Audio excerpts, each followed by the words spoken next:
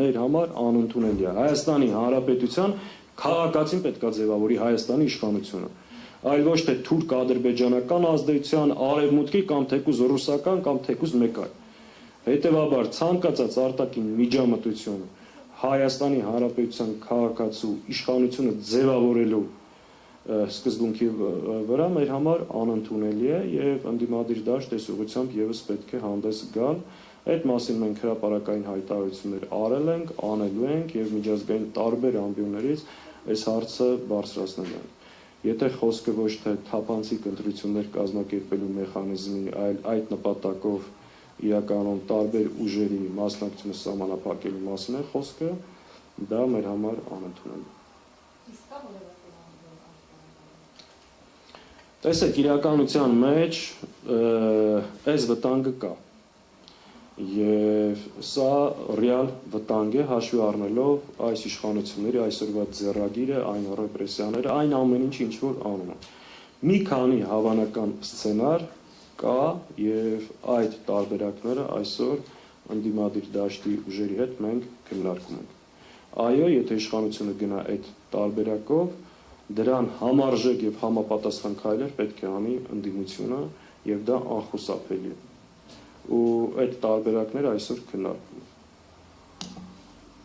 Պարոն Սաղաթելյան, ես եւս երկու հարց ունեմ։ Առաջինը նախընտրական ծրագրերի մասին նշեցիք։ Ինձ հետաքրքիր էր 2021 թվականի ձեր նախընտրական ծրագրերից քանի տոկոսն եք մոտավորապես իրագործել այս տարիների ընթացքում, եւ երկրորդ հարցս դուք եւս ԿՊԱ-կան պատգամավորների նման 3 միլիոն դրամ պարգևավճար եք ստացել եւ եթե գաղտնիք չէ, ինչ նպատակներով եք ծախսել։ Խորհրդարանի բոլոր պատգամավորները ստացել են պարգևավճար, մենք այդ մասին ստանալու օրը եւ կոնկրետ հայտարարություն ենք արել, որ Հայաստան խմբակցության պատգամավորները այդ գումարները ուղղել են տարբեր սոցիալական ծրագրերի։ Դրանից առաջ մյուս բոլոր դեպքերում եւս այդպես է եղել։ Եղել են դեպքեր, երբ որ ամբողջ խմբակցությունը գումարը հավաքել է, ուղարկել է որևէ կոնկրետ հիմնադրամի փոխանցել կամ բարեգործական ծրագրի, այս անգամ ավելի ազատ ենք թողել պատգամավորներին յուրաքանչյուրը անհատական մոտեցումներով այդ հարցը լուծել։ Եվ բոլորը գնացել են այդ ճանապարհով։ Իսկ ինչ վերաբերվում է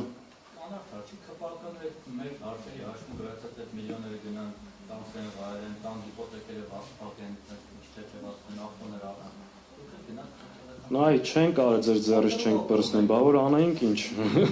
կանեինք։ Իսկ ինչ վերաբերվում է մեր նախընտրական ծրագրի քանի տոկոսն են կարողացել իրականացնել, դժբախտաբար մեր ծրագրի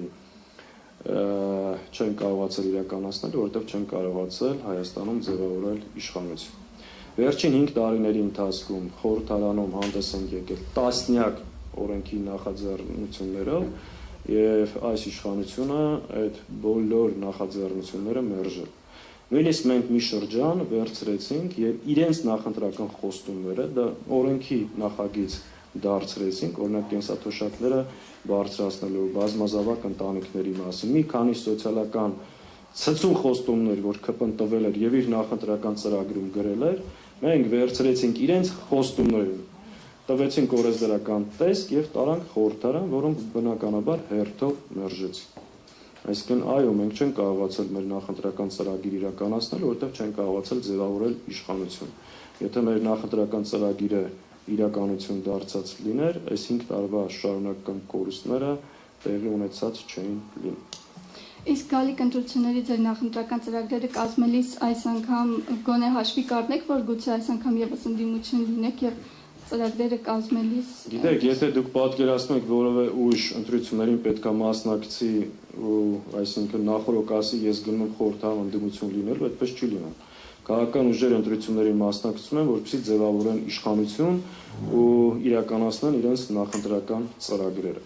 Այս իշխանություններից տվել կարճ մի բանի ուզում եմ անդրադառնալ, հիմնական խոսույթը առաջկա ընտրություններին լինելու է խաղաղության օրակարգը, ոնց որ դա տեղ ունեցավ 21 թվականին։ Ես ընդհանրապես ուզում եմ կարճ հիշեցնել։ Այս ուժը արդյոք իրավունք ունի խոսելու խաղաղությունից։ Պարզ մի հատ 5 տարին փորձենք երկու նախադասության բան փոխել։ 21 թվականին ինքը խոստացավ խաղաղություն, խաղաղության դարաշրջան, կարողացավ խաբել մարդկանց եւ վերարտադրվել։ 21 թվականին հանձնեց Գորիսկապան ճանապարհը,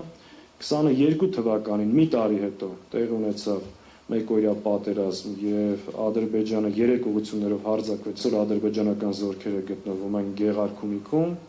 Ջերմուկում եւ Սյունիքում։ Դրանից ամիսներ հետո Արցախը ճանաչեց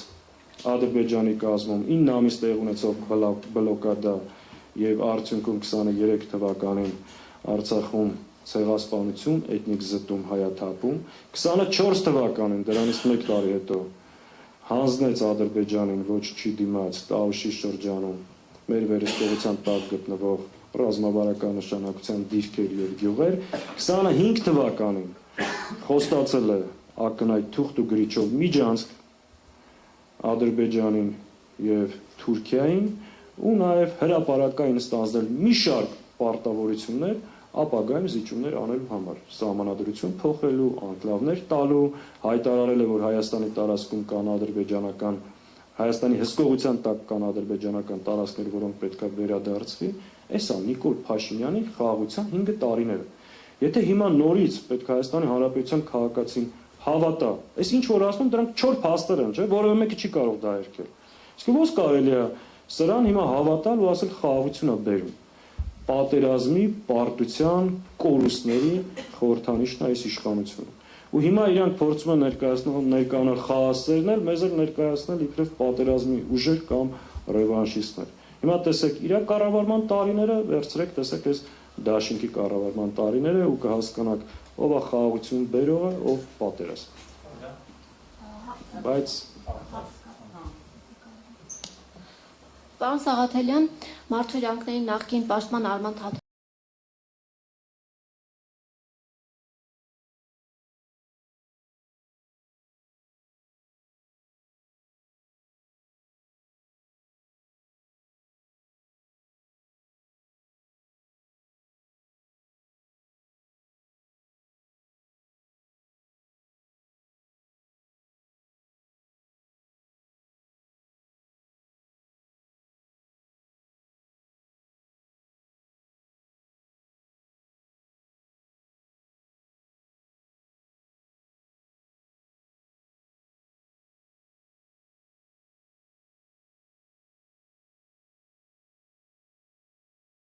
Արման Թաթոյանը, ինչպես նախկինում, այնպես էլ այսպես շարունակաբար ակնարկում է եւ ուղիղացում է, որ պետք է նախկին նախագահները առհասարակ խաղից դուրս գան, որպեսզի հնարավոր լինի Նիկոլ Փաշինյանին հեռացնել իշխանությունից։ Դուք այս մասին ինչ կարծիք ունեք։ Արդյոք այս տեսակետը իսկապես ճիշտ է եւ քանի որ քաղաքացիներ էլ կան, հա, որ ասում են ոչ նախկին, ոչ ներկա Եվ նոր ձևավորված տարբեր քաղաքական ուժեր կան, այդ թվում նաև մեր ձևով շարժումը, որը դեռևս շարժում է եւ որպես այդպիսին քաղաքական ուժ չէ եւ հայտնի էլ չէ ով է այդ շարժման առաջնորդը լինելու ընտրություններին, ունի արդյոք պոտենցիալ նոր ընտրողների ներգրավելու, այսպես ասեմ, մարդկանց, որոնք որ նախկինում չեն գնացել ընտրության եւ եթե մեր ձևով մասնակցի ընտրություններին կգնա եւ կընտրեն իրենց, թե մեր ձևովը ընդդիմադիր քաղաքական ուժերի ընտրողներին է տանելու իր դաշտ, որովհետև այսպիսի մտահոգություններ հնչում են, քանի որ այս պայդրությամբ դեռևս չկա այն ալիքը, որը կարող է քաղաքացիներին դրդել գնալ ընտրության կամ ցանկանալ իշխանափոխություն։ Ուրեմն նախարարից օգտվելով մեկ անգամ եւս ասեմ, որ Սամվել Կարապետյանը քաղբանտարկյալ է, հալածում է այս իշխանությունների կողմից ամբողջությամբ ապօրինաբար եւ այնինչ տեղի ունենում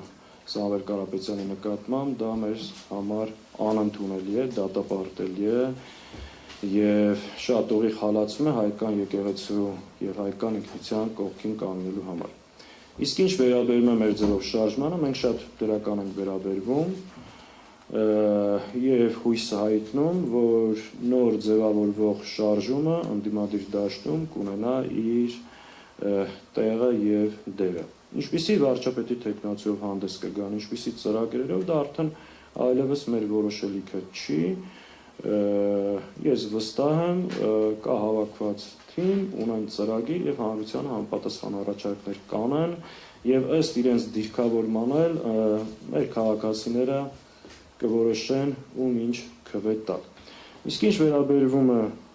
մյուս նոր ստեղծվող ուժերին, ովքեր անընդհատ պահանջներ են դնում, ով քաղաքականությունից դուրս գա, ով չգա, կամ նույնիսկ ասում են մենք որևէ մեկին չենք միանա, նախ ասեմ, որ կամ այսպես ձևակերպեմ, ես չեմ ասի, մի հատ շեմա անցեք, նոր մեկին միանալու չմիանալու հարց քննարկեք։ Ես ասում եմ, որ որևէ մեկը թող պահանջ չներկայացնի, ով ընտրություններին մասնակցի, ով չի։ Ունեք հնարավորություն։ Ասում եմ ոչ նախկիններին, ոչ ներկաներին, օրինակ նույն պարոն Թաթոյանի համար հրաշալի հնարավորություն է հանդես գալ իր ծրագրերով, իր թմով եւ առաջարկել մարդկանց, որպեսզի գնան իր հետևից եւ քվեարկեն։ Եվ մենք անկեղծ հաջողություն ենք մաղթում եւ հույս ունենք, որ կհաղթահարեն շեմը, ներկա կլինեն խորհրդարանում, նպաստելով ընդդիմադիր դաշտի աշխատանքներին եւ այս իշխանությունների հեռացմանը։ Մենք չենք մտնելու այդ մանր մի խոսքով բանավեճի մեջ, էլի։ Մեզ չեն կարող այդ նիկոլական խոսույթներով քաշել այդտեղ։ Մենք ավելի լուրջ, ավելի կարևոր, ավելի մեծ նպատակ ունենք, գնում ենք այդ նպատակ իրականացնելու համար։ Նախկին, նոր, թազա, հին, չգիտեմ, այս նիկոլական խոսույթը գցել են մեր մեջ ու անընդհատ այս ճանապարհով։ Իսկ ինչ վերաբերում է ով ամենամեծ անցիռեցինգը ունի, բոլոր սոցիոլոգիական հարցումներով ամենամեծ անցիռեցինգը ունի այսօր Նիկոլ Փաշինյանը։ Եվ ընդդիմադիր մյուս ձեր ասած նախագահները միասին վերցրած Նիկոլ Փաշինյանի չափ անցիռեցինգ չունեն։ Այսօր թող հստակ լինի, այս կապել են ասենց ընտրողների վզին եւ փորձում են այդ թեզը առաջ տանել, իրականությունում այդպես չի։ Անցիռեցինգը ավելի բարձր։ Բայց ինչի՞ նոմր եք ասում, հա։ Այո, սոցիոլոգիական հարցումների մեր պատվիրած, այո։ Չէ, որովհետև դա չենք ասել հրապարակելու կամ հանրային կարծիքի վրա ազդեցություն ունենալու համար։ Դա արել ենք մեր գործունեությունը կազմակերպելու համար, անում ենք պարբերաբար եւ ոչ միայն փորձում ենք կուսակցությունների անհատների այսպես ասած ռեյտինգը կամ անտի-ռեյտինգը ճշտել, այլ նաև փորձում ենք հասկանալ մեր հասարակության վերաբերմունքը մի շարք հարցերի նկատմամբ։ Օրինակ մի այսպիսի տվյալ ձեզ ասեմ, որովհետև այսպիսի համոզմունք կա, որ մարզերում գյուղերում Նիկոլ Փաշինյանի սիրուն գյուղերը Նիկոլ Փաշինյանի էլեկտորատն են։ Դուք օրինակ այդպես են ասում։ տարբերություն կա մարզերի եւ քաղաքների